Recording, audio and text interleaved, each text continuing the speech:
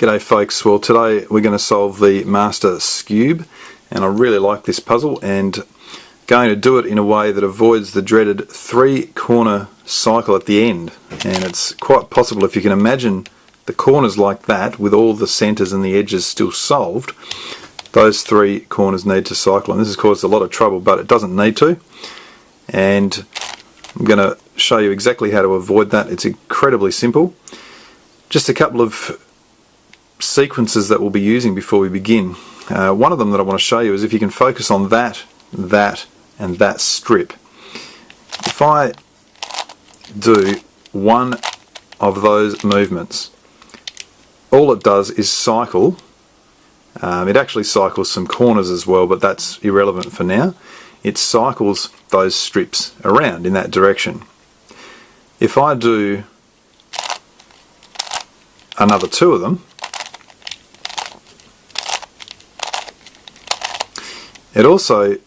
it keeps cycling them, and so they get back to where they started. But what you'll notice probably is that the corners are changed, and the first thing to notice is the red, yellow, blue corner has come from here, and the red, white, green has come from here. So the 2 corners across the top basically just go around like that.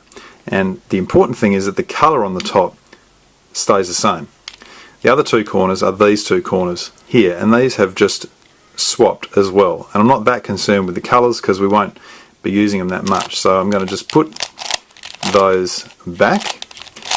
So that's the first thing. We'll use that when we come to solve the corners. And the other thing that I want to show before we start is how we can reverse a strip of centres. And to demonstrate this, I'm actually going to just turn up that orange part there. So we're going to reverse that row there. In other words, on this here, the orange will go to there, the white will go to here, and that orange centre will stay where it is. The way to do that is simply to cycle it around using the same sequence that I showed you, and then instead of cycling it back like that, we cycle this back to here by turning its position around and then putting it into its position and then bringing it back. Now what we notice there is that seemingly these 2 have not been affected, but this has been switched, and the white was up there, the orange was down here. So if I was to turn that back, we can see that that has certainly had an effect there.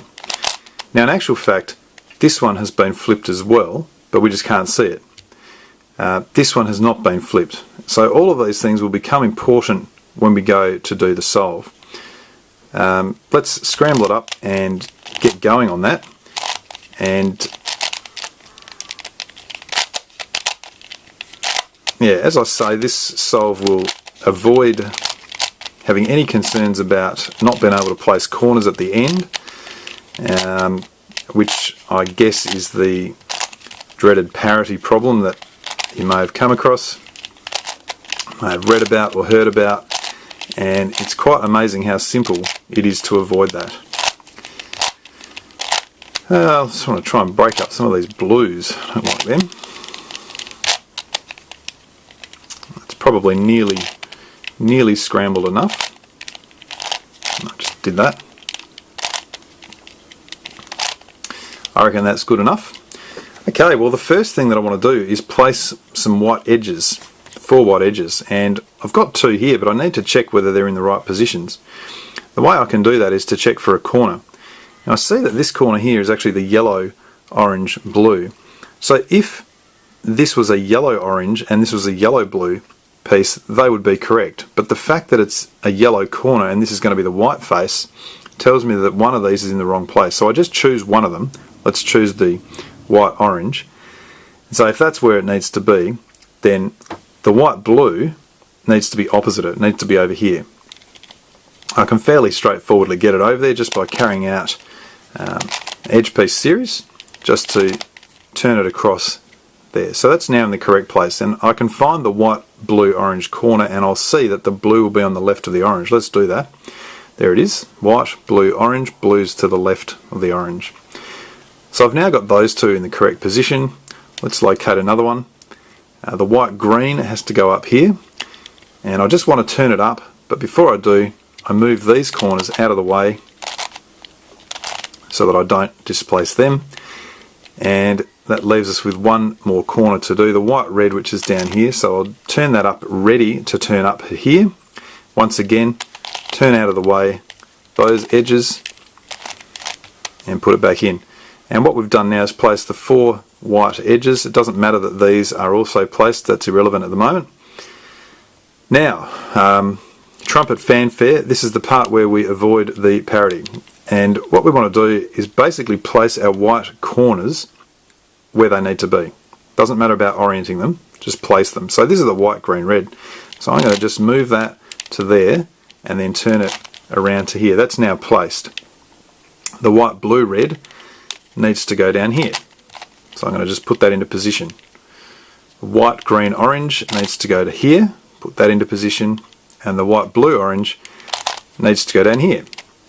Now those 4 white corners are now correctly placed. If we look at the yellow face, we'll find that the 4 yellow corners are also correctly placed. You can see that's white, blue, red. That's yellow, blue, red. So they can't not be placed here. Now, to avoid the parity, we now, in solving the remainder of the edges, we simply do 4 move turns every time. And I'll demonstrate that by finding an edge to solve. So here's the red, blue that needs to go over here. Now, instead of just turning it like that, which we could do, what we want to do is carry out a complete edge cycle, and by which I mean turning its position up, turning it onto its position, putting it down, and undoing. So that's 4 moves there. And by doing those 4 moves, what we'll see, it's clear enough to see it now, is that the corners haven't been altered. All the corners are still there. And that doesn't matter. The fact that the corners haven't moved here doesn't matter, but that does show that it hasn't affected the issue that we could have had. So the next one we might do the red, green, which needs to go over here. So once again I can move its position up to the top, turn the edge onto its position, move it back, and then undo this move again as the 4th move. And that places that. So it's a few extra moves here which save the headaches later on. The next one, we can do the blue-orange, which needs to go down here. So again, instead of just turning it, a turn like that is exactly what would cause the corner problem at the end. So instead of doing that, we're going to cycle this edge to this edge to this edge. And we do that as follows.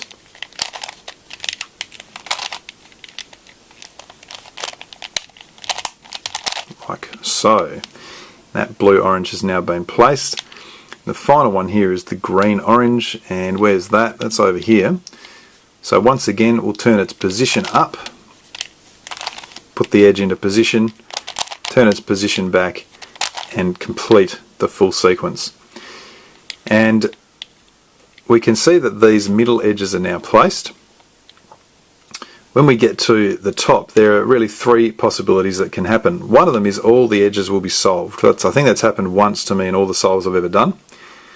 The second possibility is that no yellow stickers of the edges will be on top. If that happens, we simply carry out any edge 3 cycle involving any 3 of the pieces. And what that will lead to is this situation where we've got 2 yellow stickers on top. One of them is correctly placed, so that yellow-orange is in position, and the other one is not. That tells me that the other one, that is with the yellow sticker on top, needs to go opposite. And basically we think to get it there, I'm going to turn its position across, turn that one onto its position, and then undo those 2 moves. And in doing that, you can see that it's correctly placed all of the edges. And that was fairly simple. And in fact, in this scenario, we've actually got all the corners are still exactly in position.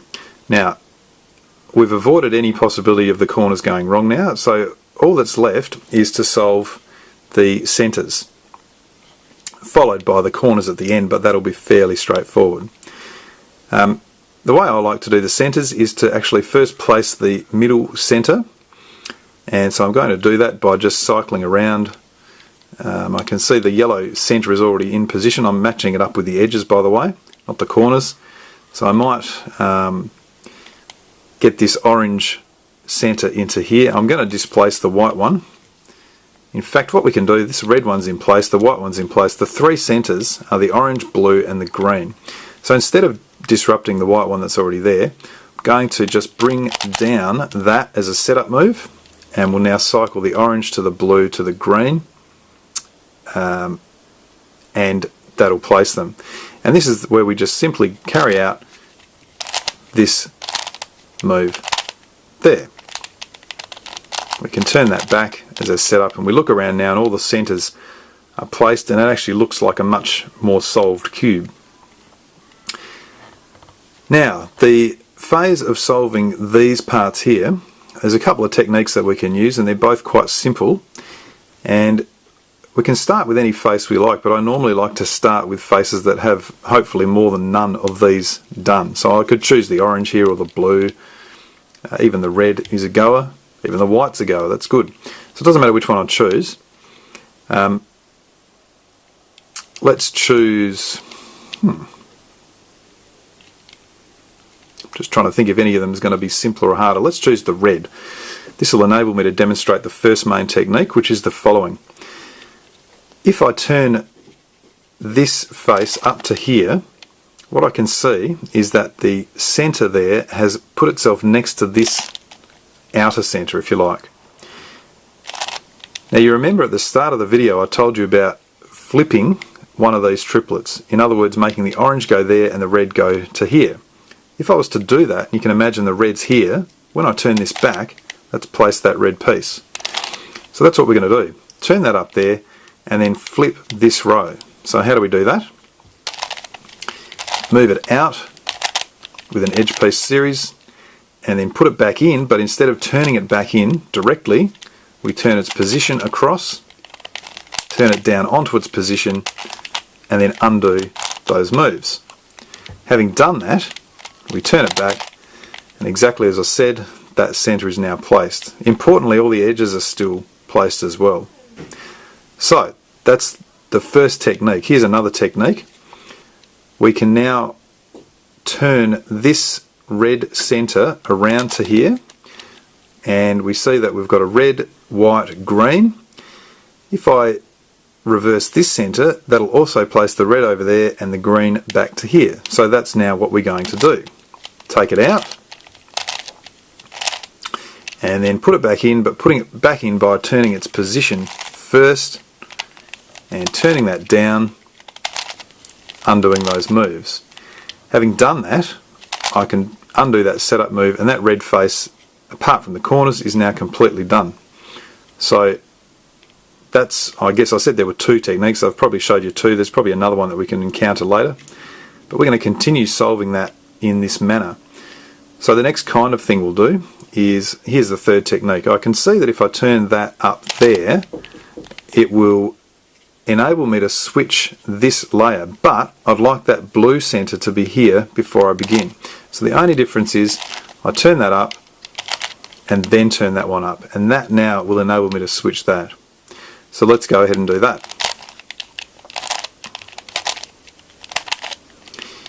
Take it out and then put it back in by turning its position around first.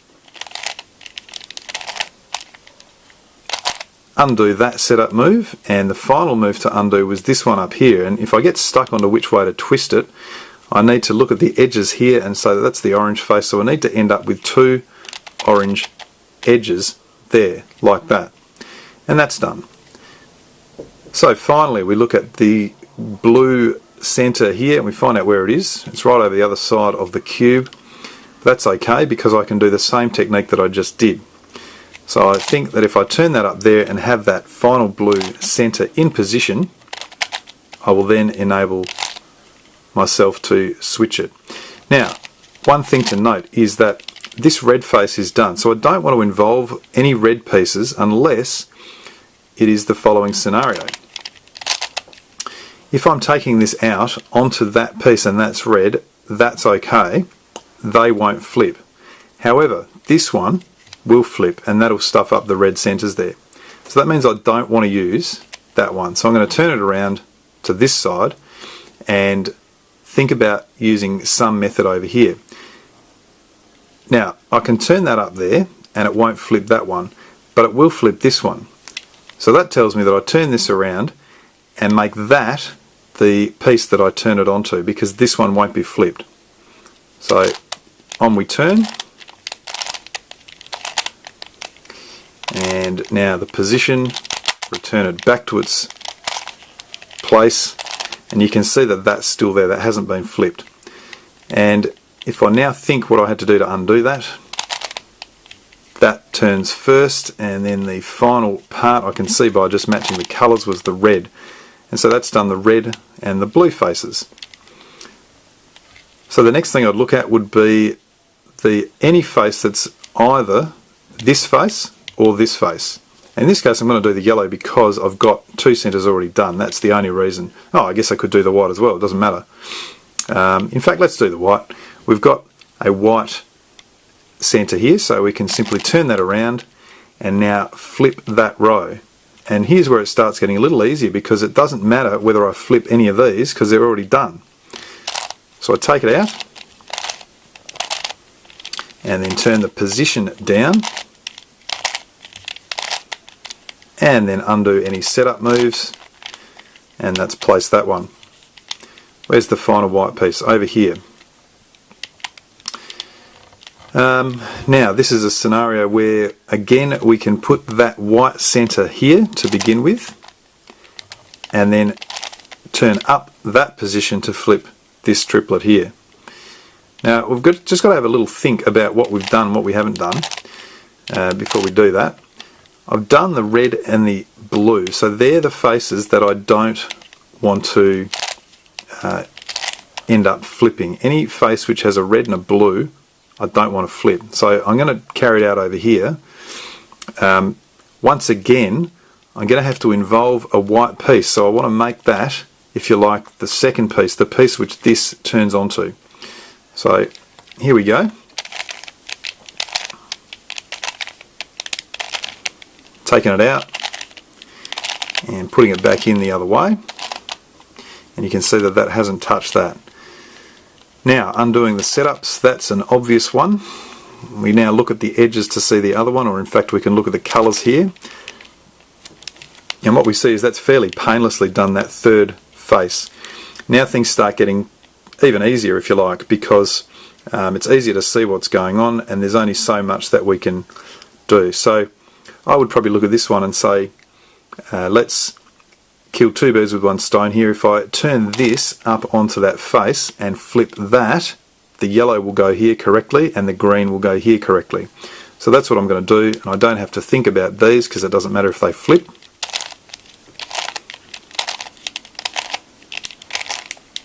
And hopefully by now you're starting to see the simplicity of this method and how quick and painless it is. And let's complete the yellow face by doing the same thing here, flipping this there. Now I'm just thinking it doesn't, the green and the orange don't matter, and the red doesn't matter because it's already three of them, so that's fine.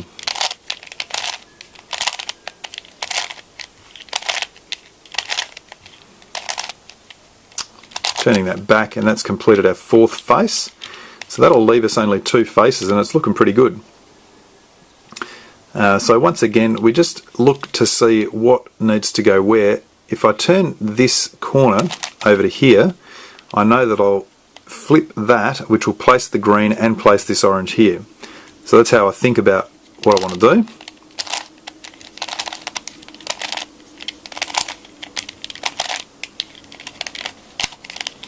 Just getting this aligned. Here we go. And that'll leave us with only two corners to deal with.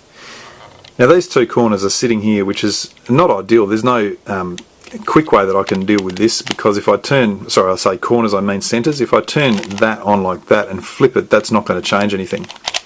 So in this scenario, before I do it, I've actually got to flip one of these triplets. It doesn't matter which one. So I'll go ahead and flip this one, and you'll see why we need to do that in just a moment.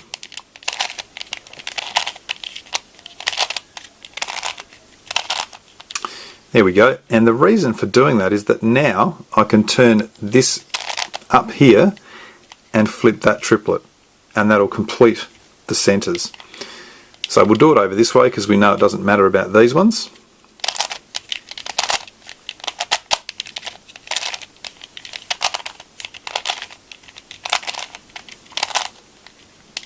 And turning that back, we can see that all of our centres are done, and it really was very little work there, no pain.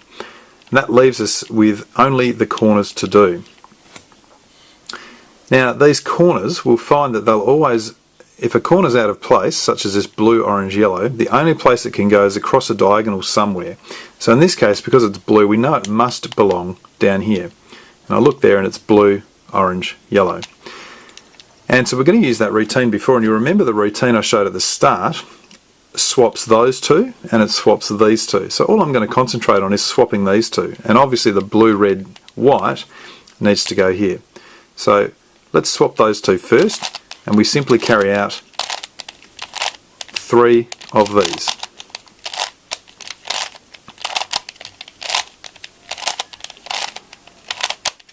That's done it, and it's placed one of them and oriented it, which is good. That one's placed, and it's also swapped these two, which means it's placed them as well.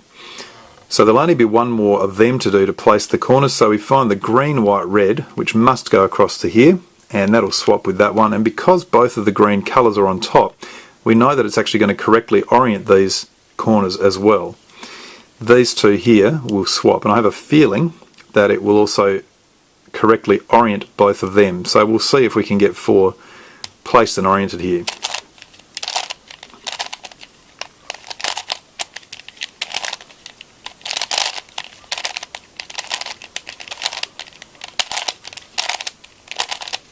Here we go, those are oriented. Let's have a look down here. Yep, that's oriented, and so is that. Fantastic. So that'll leave us with the cube nearly solved, and we'll have, I guess, a couple of scenarios. One will be that we have this situation where we've got 3 corners needing to be oriented, and they'll all need to be oriented the same way, or rotated the same way. Another scenario is we might have 2 only, or 4. This is probably the most annoying in the sense that it's going to require a couple of techniques here. So what we're going to do is think that I'm going to swap 2 of them initially. So I'm going to swap these 2. Now we know that when we do that, in fact I'm not going to swap those 2 because I don't want to involve, yes I do, it doesn't matter. When I do this, it's going to swap these 2 as well, but I'm going to end up putting them back at the end of it. So let me demonstrate what I'm doing, and you'll see how to proceed. All I care about, by the way, are these 2 corners at the moment. So I'm going to swap them.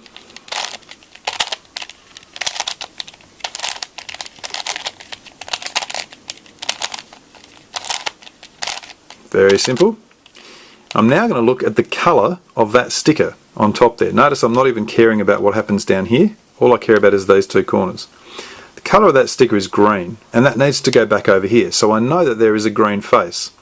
So I find it and simply turn that up so that it will match that colour.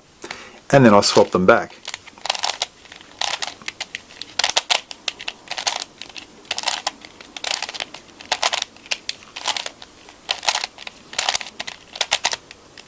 Having done that, you can see that that has placed and oriented that green, orange, white. So I now undo that little setup move. What that has done is leave these 2 exactly where they were, and it's kept this one unoriented. So now I have 2 that need to be oriented, and that's where I'd like to be. And I'm now going to carry out exactly the same technique, swap these out of position, and then turn this to correctly place them when I put them back. So swapping them out is 3 edge piece series.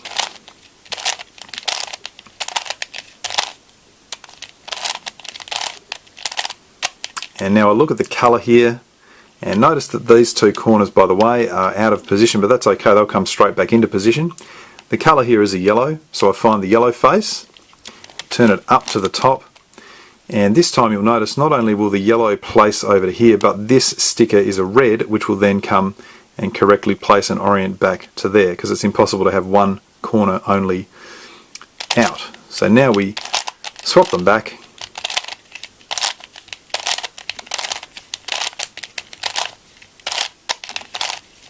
like so, and we turn back this face, and we see that all corners are back, all edges and centres are still done, no dreaded corner problems at the end, and our master skewb is solved.